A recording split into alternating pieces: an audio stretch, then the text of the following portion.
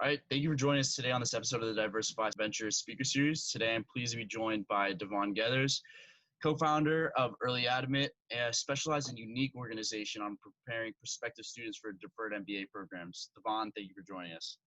Thanks for having me. It's good to be here. Yeah, of course. I myself am a newly admitted campus ambassador for the Early Admit program, an amazing initiative that I truly believe in and hoping to address these opportunity gaps that nobody really is realizing yet.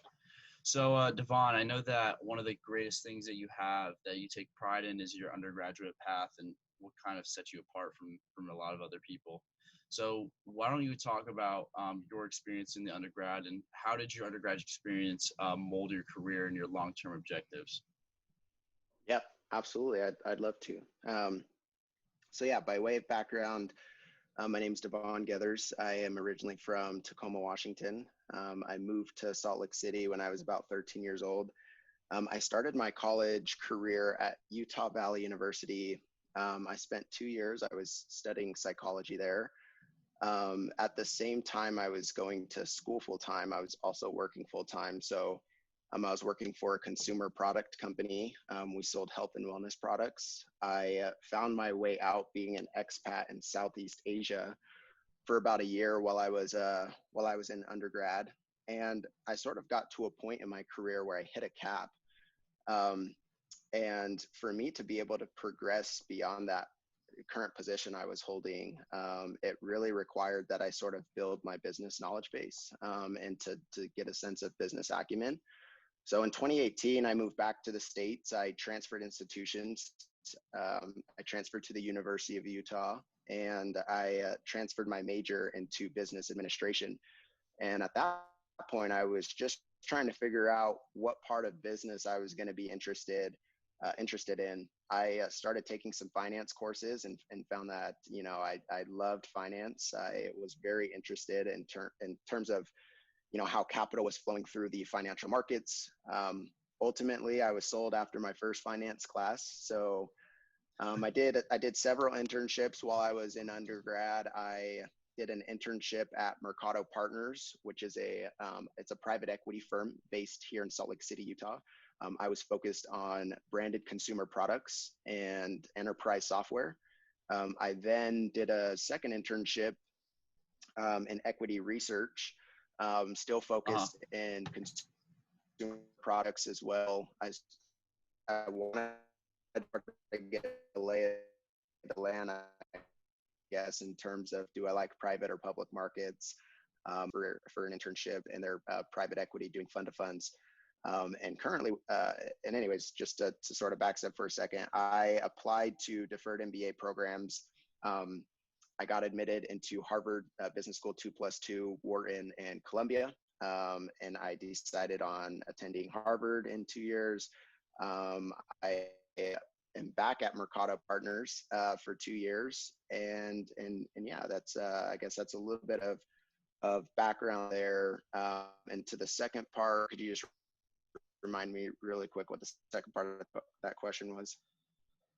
Yeah, I mean, just how did this kind of experience mold your career path and your long-term objectives? But I think you kind of already touched upon that, just finding this sequential internship and experiences and then kind of molding it from there once you got into HBS. Yep, absolutely. And I would say too, when I was studying psychology, I don't necessarily think that I knew I wanted to do a business. I didn't know I was going to go into business. I know I wanted to go into an MBA program. And so just really sort of letting that career take me to where it needed to be. So. Right. I think that's one of those things that the deferred MBA programs was kind of created for those people that really aren't thinking ahead of a MBA. They kind of have an unorthodox profile, maybe STEM majors, to kind of attract them early. So let's talk about early admit. So you get into HBS. Yep. What was the motivation for an organization like this? And just for anybody watching that might be a little bit confused or doesn't really understand what a deferred MBA is, just can you walk us through maybe what an overview of the programs? Yeah, would love to. That's a great question. I'll start with the latter question, which is what is a deferred MBA program? So deferred MBA programs, they started in 2008. Harvard started it and other schools quickly followed. Um, what it allows you to do is it allows you in your senior year of college to essentially apply to an MBA program whereby you gain admission as a senior in college and with relatively little work experience. And then you actually will go and work for 2 to 4 years. There's some different specifics with different programs, but generally speaking, the majority of programs, it's about 2 to 4 years of full-time work experience.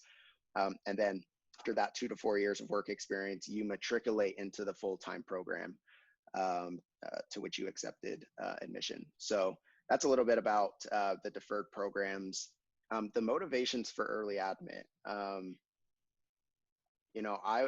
start by saying sort of, our mission is to increase access to opportunities for really everyone around the globe. And I think there's no doubt that there's value in MBA programs. And we really want to make sure that we're providing that value to everybody equally. And so, back in November of 2019, I remember going through the motions of applying to the deferred MBA programs. I'd spent thousands of dollars on preparatory programs for standardized testing, and I was actually taking loans out for these prep programs. And after I had taken the exam, I started reaching out to students and to current alumni from some of these prestigious MBA programs. I started to ask them, how could I put my best foot forward? Many of these students and alumni stated and recommended that I use an admissions consultant. So I started to go into the market and found that, on the low end, these consultants were charging $200 an hour and upward of $500 an hour. And, from someone who was coming from a low income household, it just wasn't possible. So I actually I ended up not using a consultant through the process. However, I think consultants provide a lot of value. And I think that, for underrepresented minority students who haven't been able to utilize these resources based on price, it's sort of why we see in MBA programs sort of a lack of representation with URMs. And so one big mission here is that we're coming in and we're providing affordable services and admission consulting services to prospective applicants and to really give them access to resources. I'll also say too that as I looked into the different consultants, I felt that there was a lack of diversity in the actual consultants. If you go to earlyadmit.com, what you'll find is diversity in our management team and our coaches. People from different geographies. I believe our coaches make up 4 different continents.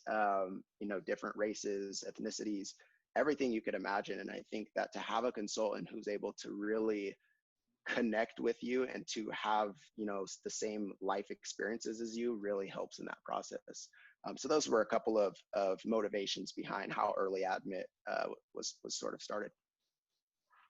Yeah, 100%. And I think just piggybacking off that, that's for me, that's what kind of made the difference was the diversity in schools represented, the diversity in coaches that were represented there. And then again, like addressing the gaps for an MBA, because I think you summed it up well, saying that we're seeing a lot of lack of representation in the MBA program because of the resources to get there are so closed off to, kind of like a specific group of people. So once you can kind of open the doors, you'll have more representation being put in because they have access to these resources. And that's why I believe in this program as well so deeply. So what are some of those different offerings that early admit provides for prospective students? Great. Yeah, that's a great question. On our website, we have sort of 2 categories of products that we offer. One is services and the other is guides. And from the service category, and you mentioned this earlier, is that we have 10 coaches right now who in aggregate have been accepted to all top 10 schools around the world for deferred MBA programs, which is really huge. And so you, as a prospective applicant, can go on our website and you can schedule time with one of these coaches or even someone from the management team to work with you through any part of your application. From the product standpoint, or from the guide standpoint of our products that we offer a strategy guide. It's about a 40-page guide. It was a guide that I ended up encompasses all the strategies, tips, and tricks to be competitive in the process. We offer a mentorship guide right now that is designed for first and second year students. And maybe just to take a step back, mentorship has truly transformed my life. And so I wanted to really put together and craft a product that would allow undergrads who are first and second year students, because I think we all recognize the value of getting in early and having a successful track record early, designed to give them the tools and resources to understand how to put your best foot forward in 4 years down the road. We also offer one last product here. We offer an international advantage strategic guide. This is primarily designed for international students. Early Admit recognized early on that the international application process looks slightly different than the domestic application process. And so Arinze, James, and Shivani are three amazing team members that we have. They all wrote this international advantage guide, and they talked about the strategies from an international perspective. It's a really amazing product, well crafted. Right. So clearly you guys have like a winning model or a successful model coming from, the experiences of everybody on your coaches staff that have gotten into all the top schools. I wanted to change gears and talk about your path to HBS, especially because so many of you guys on the board have got into several different places. And I think one of the more important things is finding the right place, the right fit for your future after that, as they all have different nuances and different strategic goals. When you began your journey of finding the right fit for your future when it comes to business school, how did you narrow down your choices and ultimately choose HBS? This is a really great question, Sebastian, and it's actually a question that I get often. I think that I would start by prefacing here that choosing the right MBA program for you is very much a personal choice. And so, if you're going after a top 10 MBA program, if you're going after a top 10 MBA program, I think any of those programs would provide value to you. And so I don't necessarily think that from a top 10 MBA standpoint, that there's necessarily a brand that is better than the other. But what I would say is that I think that there are brands that are better than others that are better for a specific person. And I think it's important to make that distinction here as I sort of give a reason on why I chose HBS over Wharton. But it was a tough choice. I got accepted into several schools. I was fortunate to have that happen, but I dialed it down to Harvard and Wharton. And again, as a personal decision for me, I think the inputs for my decision were I wanted, the geography meant a lot to me. I'm actually married, so having an MBA program that supported the spouse club was really important for me, or the spousal community. And then, post MBA salary, what I wanted to do after business school, these were all inputs. And so this might give away a little bit of my nerd side here, but there was an emotional appeal to Harvard for me. I wanted to back my decision up with a little bit of data, right? And so I actually created a little bit of a financial model whereby I said, geography, post-MBA salary, spouse friendliness, global brand recognition was huge on that list. And then I would weight those inputs, and then I would, have a numeric value that would sort of support the decision. And so there is maybe a little bias in terms of how I'm weighting, but I felt like it was ultimately something I could justify. So that's how I chose HBS. Right. I mean, they're your own personal weight. So, I mean, the bias is, it's subjective anyway. Wow. That makes so much sense for everybody out there that's trying to take it down to data points. But funnily enough, I think that Wharton is the school they're driven by data regardless. So it's a Absolutely. balance in between the both of them. Exactly. So between us, so Diversifi Ventures and Early Admit, there's a lot of overlap for addressing opportunity gaps for underrepresented minorities. I know for Early Admit, you don't completely focus on underrepresented minorities, but it does address them regardless because of how affordable and accessible these resources are for people like us, like our URMs and women that are come from a disadvantaged background. So, what role has diversity played in your professional and personal life, in general, that you can tell me about? Yeah. From a professional standpoint, having different perspectives, different types of backgrounds, and just differences in general, right? That comes with diversity, as it's mentioned in the name itself. But I actually, I think it enhances value in any type of organization, in any professional endeavor I've been in. Having sort of diversity in those areas has provided significant value, and that can be from just an internal perspective. I feel like I've grown as a person, given diversity from Early Admit.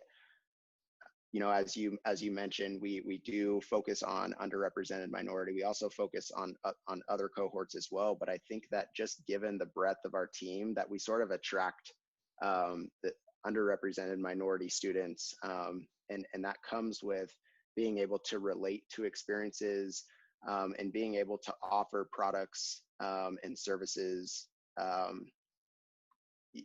at levels that make sense for the person who's purchasing it, right? So I'm not sure if that answered it 100%, but I think ultimately my answer is that diversity has played a huge role in my life, and it's at a tremendous value. And I think that organizations should consistently and progressively look for opportunities to enhance those opportunities and enrich them. 100%. Yeah, I completely mirror that. So for me, when I was kind of looking into the MBA programs, I think there's a lot of information out there, but the key difference is that there's a lack of information for deferred MBA programs. And I think that's one of the great things about Early Admit is it's a really cornering the market there because there is this lack of resources specifically for deferred MBAs. So can you tell me a little bit about what some of those misconceptions are for those people that are just hearing about these programs, about deferred MBAs, the application process, and maybe their own qualifications? Yeah, I'm happy to go over some of the misconceptions about the application process for MBA programs. I'll start with the first one, and it's one component of the application process that most applicants actually over-index, and that's testing, the test scores. Early Admit believes that oftentimes most people will over-index the standardized test score as it relates to the weight of your overall application. And what tends to happen is when you're searching online and crazy profile surface, the people who get into MBA programs with a 780 GMAT, 4.0 GPA, never made a mistake in their life. And Right. Then what that does is it sort of, it brings to light to other people that, they might not feel qualified to be able to apply because they didn't have those statistics. And so, being on the other side of admission, what I can tell you is that, and even bringing together a team of those who have been admitted to these top 10 programs, first of all, if you have a 740 median for your institution, that means people fall below that median and people fall above it, and that there are definitely people in the process who have not scored 90th percentile and above. So when we talk about test and sort of these other application items, what I would encourage you to do, and I hate it because I used to always listen to, podcasts and webinars from admission committees, and they would always say, we look at your profile, your application holistically. And I was like, this is just a politician tactic. They're just, they're playing music to our ears. And I actually truly believe this statement now. I just know a lot of people who haven't hit that, above a 700 GMAT score, and in terms of a GRE, sort of the same conversion. GPA is another thing. You don't have to have a 4.0 GPA to get into Harvard Business School, or Wharton or Stanford. I would say another thing that is that's a misconception is major. You don't have to be a business major to go to business school. And as a matter of fact, if you look at some of the statistics published by Stanford has about 55% of their incoming class, and I believe this was the class of 2021 profile, 55% were humanities. So you don't have to be a business major.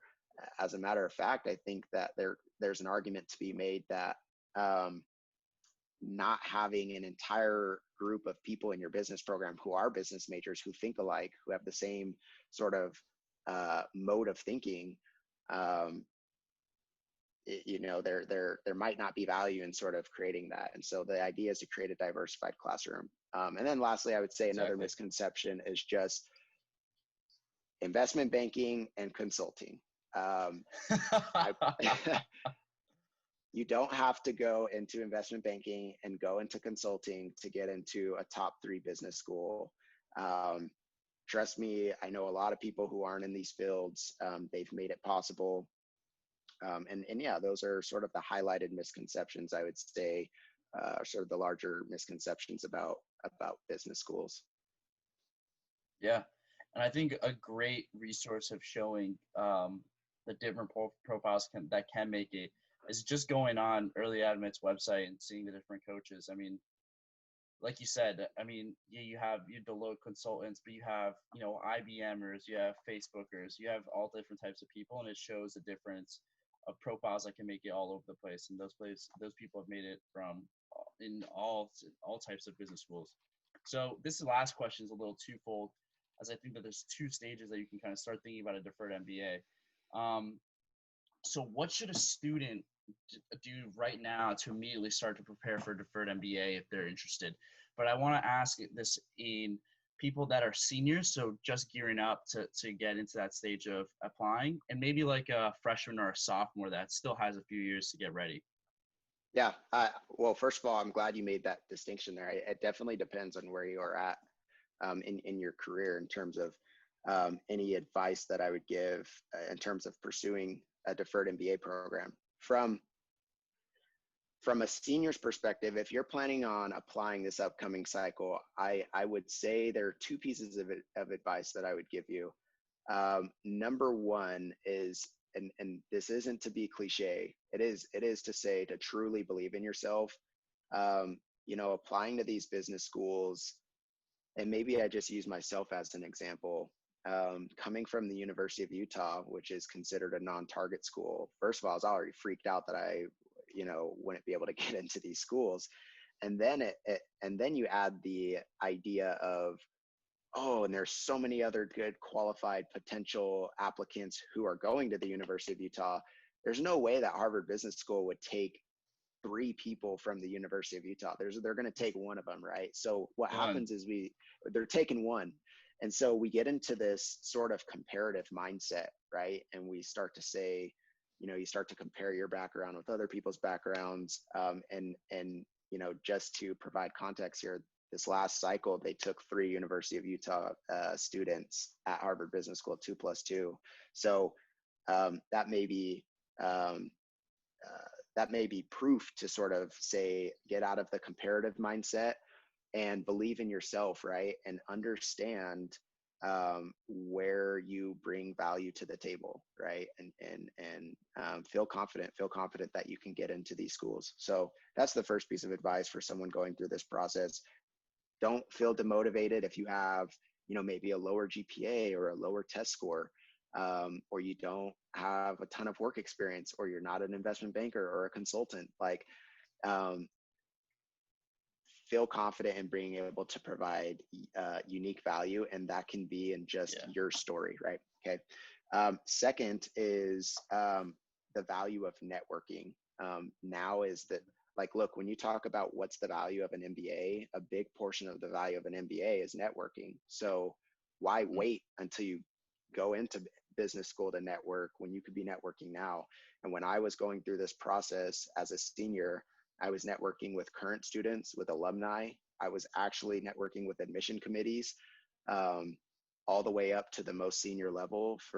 I remember reaching out to Chad Lucy, and speaking with him, who's the admissions director of Harvard Business School. So the value of network is strong. You know, advice that I might give to someone in their first or second year, is to number one, work hard.